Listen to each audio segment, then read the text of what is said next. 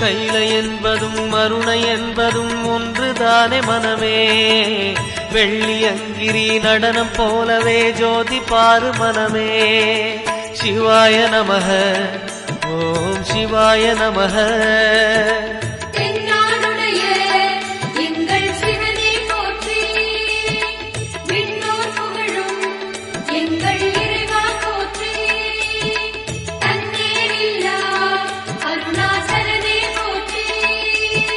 சிவாய நமக ஓம் சிவாய நமக. சிவாய நமக ஓம் சிவாய நமக.